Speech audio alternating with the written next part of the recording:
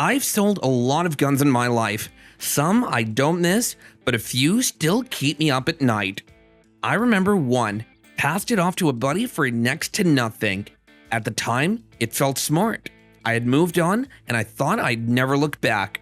2 years later, that exact same gun showed up on the line during a training class.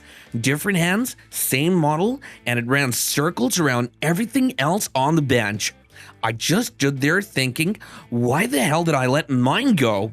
This video isn't just a collector's list or a resale guide. It's personal. These are the guns people wish they had back after they watched that one disappear in a pawn shop case or left it behind thinking something newer would be better.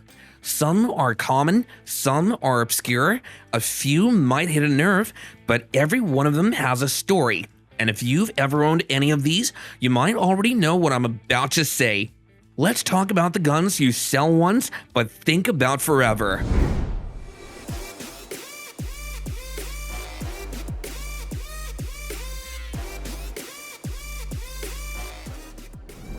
You don't realize how much you miss the Sig P226 until you try to replace it. Most people don't sell it because it's bad. They sell it because something newer looked cooler, lighter, or more modern. Then months later, they're messaging the guy they sold it to, just asking how it's running. There's nothing flashy about the P226. It's not the first gun you show off, and it rarely tops YouTube lists anymore, but it sticks in your head for the balance, the way it settles your nerves during live fire, and how it somehow just feels right when everything else starts jamming or drifting off target. A buddy of mine sold his for a polymer double stack he swore was the future. 2 range trips later, he was checking pawn shop shelves like a man retracing his steps in a dream. He still texts me photos of other people's P226s. I think he misses the weight in hand more than the gun itself. It's not nostalgia, it's muscle memory. And if you've ever sold one, you already know how that empty holster feels. I didn't even realize I missed it until a buddy handed me his Security 9 at the range. That weird moment when your hands remember something your brain forgot. No fancy cuts, no tactical nonsense. Just click, bang, again and again. I hadn't felt that kind of quiet confidence in a while. The last time I owned one, sold it cheap, barely thought twice. I was chasing a pistol with more hype. Optics ready, Cerakoted, had a trigger upgrade that people swore by. It looked better on a table, but it didn't shoot better. 3 malfunctions later, I started checking pawn shops, not for something new, but for the thing I used to have. The one I loaned to friends without hesitation, the one that never needed a break-in or a break from. Security 9 doesn't show up in flex videos, but it shows up when everything else starts to feel overcomplicated. If you've ever let one go, I won't say you were wrong. I'll just ask, why do you still remember how it felt? You almost never hear about the CZ75B until it's too late. No drama, no spotlight. It's the kind of pistol you sell without ceremony because you thought you had something better lined up. Then months go by, you try out this or that, but something always feels off. Trigger breaks not as clean, slide feels twitchy under stress. You start thinking about the one gun that never asked for attention, just delivered when everything else didn't. The worst part? It never felt special until it was gone. You only notice the absence when the replacement jams, or rides too light, or shifts off target after long strings. The CZ75B never did that. It just settled into your grip and reminded you why you shoot. I lent mine out once just for a weekend and couldn't focus on a single rep without reaching for what wasn't there. That's when I knew I made a mistake. It's never the headliner gun people miss, it's the one that made life simple. And if you think losing this one hurts, wait till you hear what nearly ended a friendship. There's a reason I still remember the exact sound it made. Brass hitting snow, dead quiet morning, and the USP just eating every round like it didn't care the slide was frozen stiff. That wasn't a test, that was just January where I live. I sold that gun for something flashier, slimmer grip, threaded barrel, all of the modern stuff. First match with it, I was clearing stovepipes by round 3, and that's when it hit me. I never had to think about the USP. I never asked for anything, not upgrades, not forgiveness, just worked. I didn't ignore it, I trusted it. The kind of trust that sneaks up on you until one day you trade it and realize you can't recreate that bond with a spec sheet. Every pistol since then has made me reach back for something I already gave up. Doesn't matter how much I spend. It's like chasing a ghost. That USP handled the worst days without even flinching, and I gave it up chasing something new. Next up, the pistol that looked like a joke until it outshot every brand I swore by. I never realized how much I relied on the Glock 19 Gen 5 until it wasn't on my hip anymore. It wasn't flashy, no one asked about it at the range, but it was the one pistol I never had to think twice about, especially when things got ugly. I swapped it out during a stretch where I convinced myself I needed something slimmer, something with more modern features. But one bad winter session proved just how bad that decision was. The replacement locked up after 3 mags, dust, and cold. Holster fit wasn't right either. I ended up wasting time fiddling with draw angles instead of running drills. And that's when it hit me. The Glock 19 was never special because it impressed. It was special because it never let me down. You never think boring will be what you missed most until it's actually gone. Every jam, every failure since just reminds me I traded away the one constant I could trust. And even now, I keep checking used cases and pawn shop shelves, just hoping to find another Gen 5 that feels like mine did once. Next up, the one that looked cooler, felt sharper, but nearly got me into real trouble the moment I trusted it. Realizing your backup was the only iron that never once failed you. Well, that sits heavy in a man's mind, like a truth he's been ignoring for far too long. I didn't think twice about trading the 92 FS. Too big, too old, didn't fit the new rotation. I figured something slimmer, flashier, with better aftermarket buzz would take its place, and for a while, I convinced myself it had. And then came that cold morning on the range. One pistol jammed in the middle of a timed drill, another refused to feed the ammo I had, and suddenly I was remembering how the Beretta never cared about what you fed it, never asked for special treatment. It just worked every single time. It wasn't a showpiece, nobody ever called it sexy, but this was the gun I tossed into a bag without a second thought because I knew I didn't need to worry. That's when I realized what I really sold. Peace of mind I've never gotten back since then. You don't feel the weight of that kind of regret until everything else starts to wobble. And if you think giving up on your backup hurts, just wait and see. The next one I sold was supposed to be the dream gun, and that one hit way harder. This wasn't the gun I flexed or showed off. In fact, I barely talked about it at all. But when everything else started getting complicated, red dots, compensators, tuned triggers, this was the one pistol that just did its job. First range trip was right after a brutal week. No energy, no focus, just me, a steel target, and the XDM. And I remember walking off that line thinking, okay, that just worked. It pointed better than anything else I owned. It returned better, the rhythm made sense. Not showy, not cool, just right. I let it go, chasing something newer, something that made more noise online, and every replacement since then has come with some weird trade-off.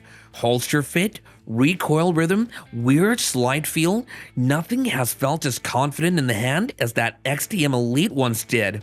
This wasn't a gun that asked for loyalty. It earned it when you weren't looking, and I didn't realize how much that meant until I found myself fumbling reloads with newer toys that never quite clicked. If you own an XDM Elite, do yourself a favor, never let it go. I learned that lesson the hard way.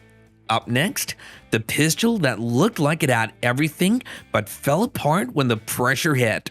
That lesson came fast and loud. I told myself I was just clearing shelf space, never expected to feel like I'd lost a damn limb. The PDP SF wasn't flashy, but the moment I sold it, I knew I'd made a mistake. You don't get that kind of control for most pistols. The first time I noticed it was gone was in the middle of a movement drill. I had a new gun in my hand, but nothing was landing. My groups were off, my rhythm was off, everything just felt louder, messier. The PDP SF had this weird quiet to it, not sound, feel, like it disappeared in your grip.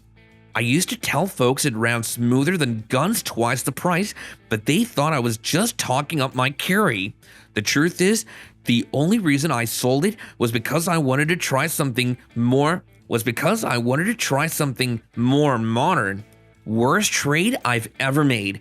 Not because the other gun was bad, but because it reminded me exactly what I lost.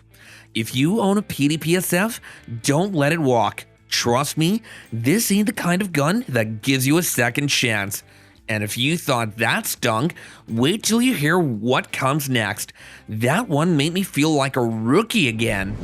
Don't sell your effing 509 tactical. Just don't. I did that once, and I still haven't forgiven myself.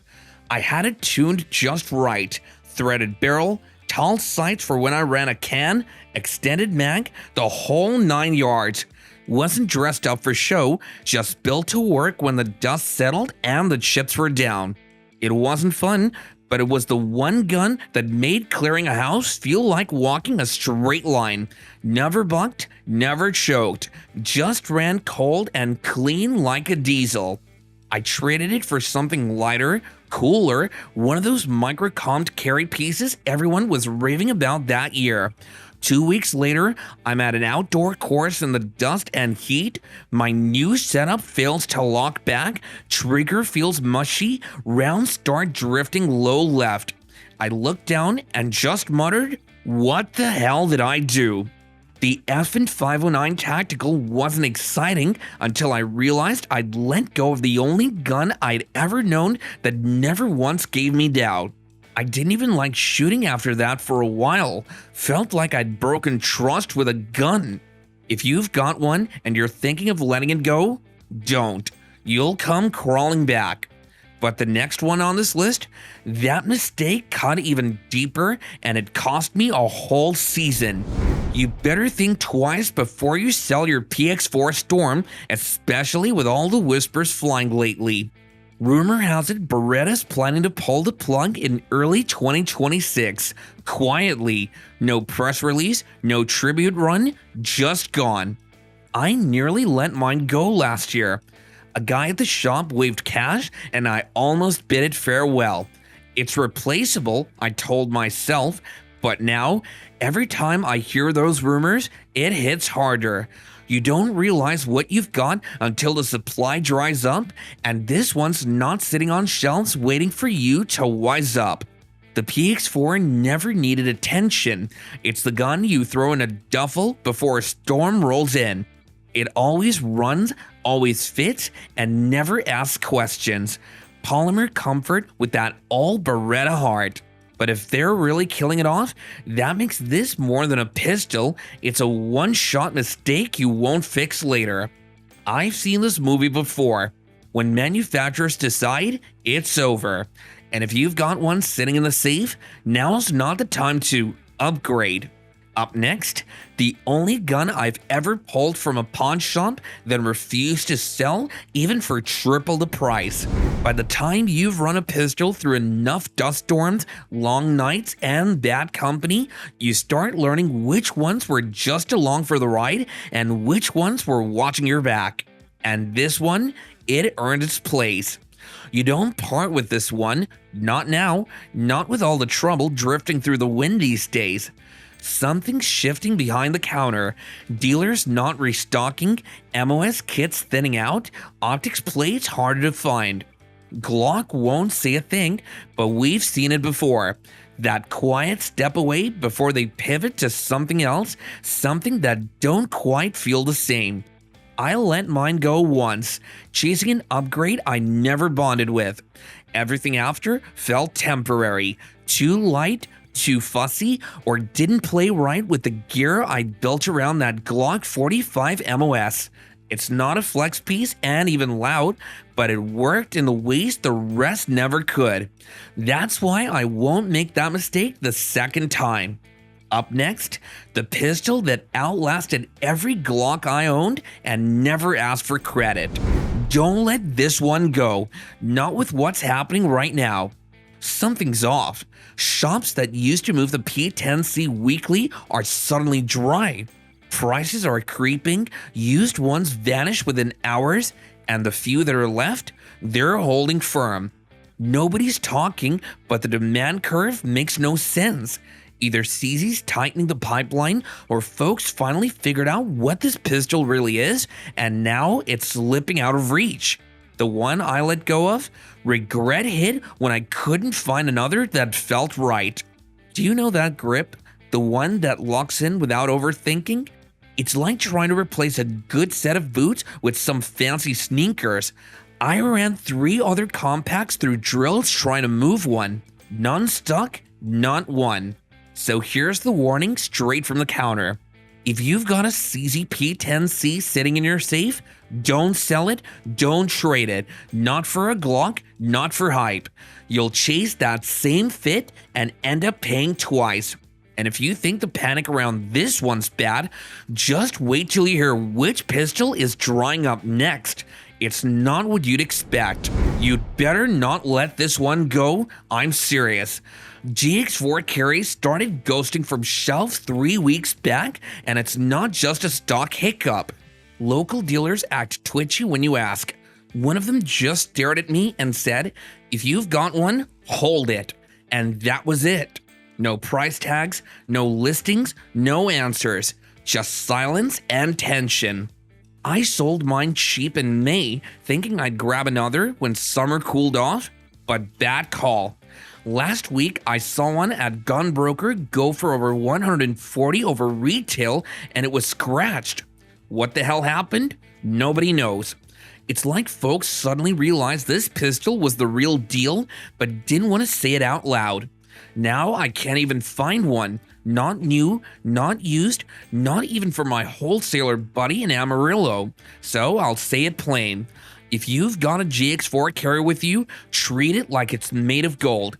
Ignore the influencers. Real shooters already know what's brewing.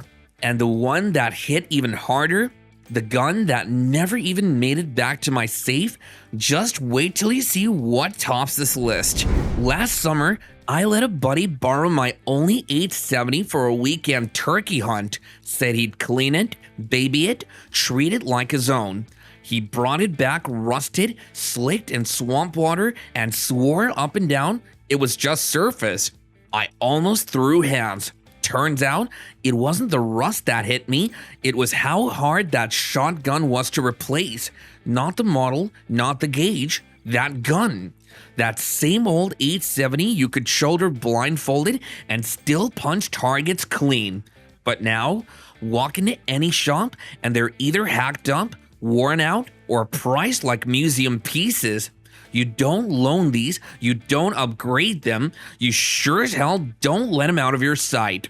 So if you're sitting on a clean 870 thinking it's just a shotgun, you haven't been in a real pinch yet. And the next bonus, it's the kind that makes men drive across state lines just to hold again. Don't sell your high power, don't even think about trading it. Not for hype, not for clones, not for plastic promises. You want to know what loyalty feels like? I've still got a Belgian-made high power from back when range officers wore denim, not plate carriers. Still runs like hell, and I've still got the worn camouflage Browning cap they gave me in '95. Faded, frayed, and still smells like lead dust from summer quals. This isn't a pistol, it's a relic of when steel meant something. Try finding one now without some importer markup or pawn shop war story. Guys show up at shows offering twice what I paid just to get a piece of that history back. But I didn't sell, I won't. That grip's soaked in 30 years of memory, and no next-gen 9mm ever gonna touch that. Maybe you're watching this with a trade-in form open in another tab. Maybe one of the guns I just showed is already boxed up in your garage. Before you go through with it, pause. Most people don't regret selling a gun right away. It hits weeks later when you're shopping for something that never quite feels the same. You realize that old gun, it wasn't just good, it was yours. And if you think this list covered it all, trust me, it didn't. There are more stories, more regret picks, and I'll show you the worst one I ever sold in part 2 if you want it, that is. Let me know which one you still wish you hadn't let go.